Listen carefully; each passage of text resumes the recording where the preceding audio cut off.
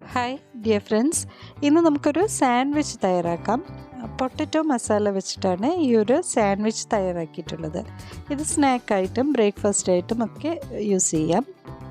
കുട്ടികൾക്ക് ലഞ്ച് ബോക്സിൽ കൊടുത്തു വിടാനും നല്ലതാണ്. അപ്പോൾ ഇതെങ്ങനെയാണ് തയ്യാറാക്കുന്നത് എന്ന് നമുക്ക് നോക്കാം. ഞാൻ റോഷ്നിയാണ് and you are watching Tinkles. അപ്പോൾ ടിങ്കിൾസ് സബ്സ്ക്രൈബ് ചെയ്യാത്ത കൂട്ടുകാർ ഒന്ന് സബ്സ്ക്രൈബ് ചെയ്തിട്ട് ബെല്ലൈക്കൺ പ്രസ് ചെയ്തിട്ട് ഓൾ എന്ന ഓപ്ഷൻ കൂടെ ഒന്ന് എനേബിൾ ചെയ്യണേ പ്ലീസ്. ആദ്യം നമുക്ക് ഗ്രീൻ ചട്നി ഒന്ന് റെഡിയാക്കി എടുക്കാം. അതിനായിട്ട് കുറച്ച് മല്ലിയില എടുത്തിട്ടുണ്ട്, ഒരു പിടി എന്ന് പറയാം. മല്ലിയില എടുക്കുന്നതിൻ്റെ നേരെ പകുതി അളവിലാണ് പുതിനയില എടുത്തിട്ടുള്ളത്. അപ്പോൾ ഇത് രണ്ടും നമുക്കൊരു മിക്സിയുടെ ജാറിലേക്ക് ഇട്ട് കൊടുക്കാം. ഇനി ഇതിലേക്ക് ഒരു ചെറിയ പീസ് ഇഞ്ചി ഒന്ന് രണ്ടായിട്ട് മുറിച്ചിട്ടുണ്ട്, 2 പച്ചമുളക് അതും ഒന്ന് കട്ട് ചെയ്തിട്ടുണ്ട്, പിന്നെ ഒരു 4-5 അല്ലി വെളുത്തുള്ളി, പിന്നെ 2 ടേബിൾ സ്പൂൺ കപ്പലണ്ടി കൂടെ ചേർത്ത് കൊടുക്കാം. ഇത് വറുത്ത കപ്പലണ്ടിയാണ്. പിന്നെ 1/4 ടീസ്പൂൺ ജീരകം പൊടിച്ചത്, വറുത്ത പൊടിച്ച ജീരകമാണ്.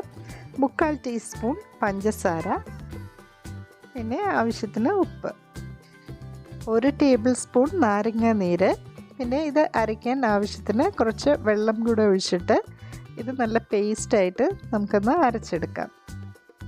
അങ്ങനെ നമ്മുടെ ഗ്രീൻ ചട്നി റെഡി ആയിട്ടുണ്ട്. ഇത് വേറൊരു പാത്രത്തിലേക്ക് മാറ്റിയിട്ട് നമുക്ക് സാൻഡ്വിച്ച് റെഡിയാക്കാം. നമ്മുടെ സാൻഡ്വിച്ചിൻ്റെ ഫില്ലിംഗ് റെഡിയാക്കാനായിട്ട് ഒരു പാനിലേക്ക് 2 ടേബിൾ സ്പൂൺ വെളിച്ചെണ്ണ ഒഴിച്ചു കൊടുത്തിട്ടുണ്ട്. എണ്ണ ഒന്ന് ചൂടായി വരുമ്പോൾ ഇതിലേക്ക് 1/2 ടീസ്പൂൺ പെരിഞ്ജീരകവും 1/4 ടീസ്പൂൺ ജീരകവും ചേർത്ത് കൊടുക്കാം. ഇനി ജീരകത്തിൻ്റെ നല്ലൊരു മണം വന്നു തുടങ്ങുമ്പോൾ നമുക്കിതിലേക്ക് സവാള ചേർത്ത് കൊടുക്കാം. മീഡിയം സൈസിലുള്ള 2 സവാള ഇതുപോലെ ചെറുതായിട്ടൊന്ന് ചോപ്പ് ചെയ്ത് എടുത്തിട്ടുണ്ട്, അത് ചേർത്ത് കൊടുക്കാം. 2 പച്ചമുളകും ഒരു ചെറിയ പീസ് ഇഞ്ചിയും രണ്ടും ചോപ്പ് ചെയ്തെടുത്തിട്ടുണ്ട്, അതുകൂടെ ഇട്ട് കൊടുക്കാം. പിന്നെ ആവശ്യത്തിന് ഉപ്പ് കൂടെ ഇട്ടിട്ട് നന്നായിട്ടൊന്ന് വഴറ്റിയെടുക്കാം.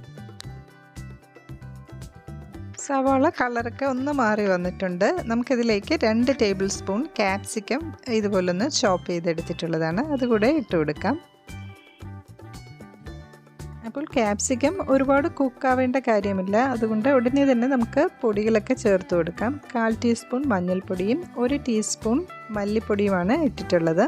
അപ്പോൾ പൊടികളുടെയൊക്കെ പച്ചമണം മാറുന്നത് വരെ നമുക്കൊന്ന് ഇളക്കി കൊടുക്കാം.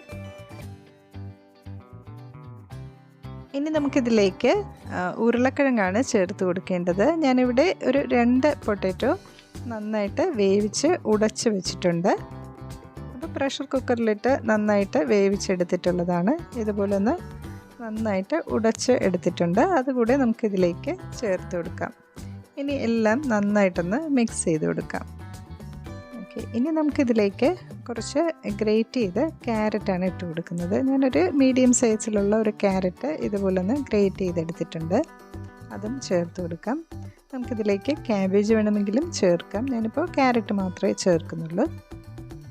എല്ലാം നന്നായിട്ടൊന്ന് മിക്സ് ചെയ്ത് കൊടുക്കാം. നമുക്കിനി ഫ്ലെയിം ഓഫ് ചെയ്യാം. ക്യാരറ്റൊന്നും അധികം കുക്കാവേണ്ട കാര്യമില്ല, അതുകൊണ്ട് ഫ്ലെയിം ഓഫ് ചെയ്തിട്ടുണ്ട്. ഇനി കുറച്ച് മല്ലിയിലയും കുറച്ച് ഉപ്പ് കൂടെ ചേർക്കുകയാണ്. ഇനി ഈ ഒരു മസാലയ്ക്ക് നല്ലൊരു മണത്തിനും ഫ്ലേവറിനും വേണ്ടി ഒരു 1/2 ടീസ്പൂൺ വറുത്ത് പൊടിച്ച ജീരകം കൂടെ ചേർക്കുകയാണ്. അപ്പോൾ ഇത് നല്ലൊരു ടേസ്റ്റും കൂടെയാണ് ഈ ഒരു ജീരകം കൂടെ ചേർക്കുമ്പോൾ. ഇതിലേക്ക് 1 ടീസ്പൂൺ കുരുമുളക് പൊടി കൂടെ ചേർത്തിട്ടുണ്ട്, അതൊന്ന് നോട്ട് ചെയ്യണേ. ഓക്കെ, അപ്പോൾ ഫില്ലിങ് റെഡി ആയിട്ടുണ്ട്. ഞാനിവിടെ ബ്രൗൺ ബ്രെഡാണ് എടുത്തിട്ടുള്ളത്. ഇതിന് പകരം സാൻഡ്വിച്ച് ബ്രെഡോ അല്ലെങ്കിൽ ഏത് ബ്രെഡായാലും മതി. സ്വീറ്റ് ബ്രെഡും മിൽക്ക് ബ്രെഡും എടുക്കരുത്, അല്ലാതെ ഏത് ബ്രെഡായാലും മതിയാവും. മൾട്ടിഗ്രെയിൻ ബ്രെഡ് എടുത്താലും നല്ലതായിരിക്കും. അപ്പോൾ ബ്രെഡിൻ്റെ ഒരു സ്ലൈസ് എടുത്തിട്ട് നമുക്ക് ആദ്യം നമ്മൾ തയ്യാറാക്കി വെച്ചിട്ടുള്ള ഒരു ഗ്രീൻ ചട്നി ഇതുപോലൊന്ന് സ്പ്രെഡ് ചെയ്ത് കൊടുക്കാം. ഇനി നമുക്ക് ഫില്ലിംഗ് ഒന്ന് വെച്ച് കൊടുക്കാം. നല്ല തിക്കായിട്ട് തന്നെ വെച്ച് കൊടുക്കുകയാണേ. നമുക്ക് എത്ര ഫില്ലിംഗ് വേണം, എത്രത്തോളം ആ ഒരു മസാല വേണം, അതനുസരിച്ച് വെച്ചാൽ മതി. ഇനി അടുത്ത സ്ലൈസിലേക്ക് നമുക്ക് കുറച്ച് ടൊമാറ്റോ കെച്ചപ്പ് വെച്ച് കൊടുത്തിട്ട് ഇതുപോലെ നന്നായിട്ടൊന്ന് സ്പ്രെഡ് ചെയ്ത് കൊടുക്കാം.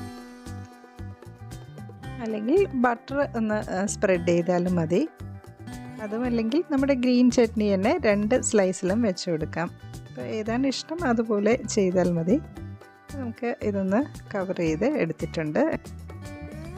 ഇനി ഒരു പാൻ അടുപ്പത്ത് വെച്ചിട്ടുണ്ട്. നമുക്ക് കുറച്ച് ബട്ടർ ഒന്ന് പാനിലിട്ട് കൊടുത്തിട്ട് നമ്മൾ റെഡിയാക്കിയിട്ടുള്ള ആ ഒരു സാൻഡ്വിച്ച് ഇതിൽ വെച്ചൊന്ന് ടോസ്റ്റ് ചെയ്തെടുക്കാം.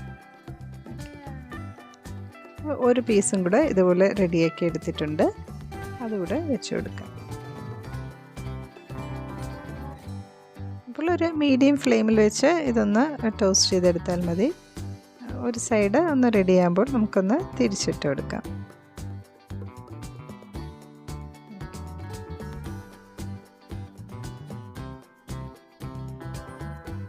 അപ്പോൾ തിരിച്ചിട്ടിട്ട് കുറച്ചുകൂടെ ബട്ടർ വേണമെങ്കിൽ ഇട്ട് കൊടുക്കാം. അപ്പോൾ അതൊക്കെ നമ്മുടെ ഇഷ്ടമാണ്, നമ്മുടെ ടേസ്റ്റിനനുസരിച്ച് ചേർത്താൽ മതി. കുട്ടികൾക്കൊക്കെ ആണെങ്കിൽ കുറച്ച് കൂടുതൽ ബട്ടറൊക്കെ ഇട്ട് കൊടുക്കുന്നതായിരിക്കും നല്ലത്. ബട്ടറിന് പകരം നെയ്യ് വേണമെങ്കിലും നമുക്ക് യൂസ് ചെയ്യാം. ഇതുപോലെ 5 സാൻഡ്വിച്ചാണ് റെഡിയാക്കി എടുത്തിട്ടുള്ളത്. അപ്പോൾ 2 സൈഡും നല്ല ക്രിസ്പി ആയിട്ട് വന്നിട്ടുണ്ട്. ഇനി നമുക്കിത് പ്ലേറ്റിലേക്ക് മാറ്റാം.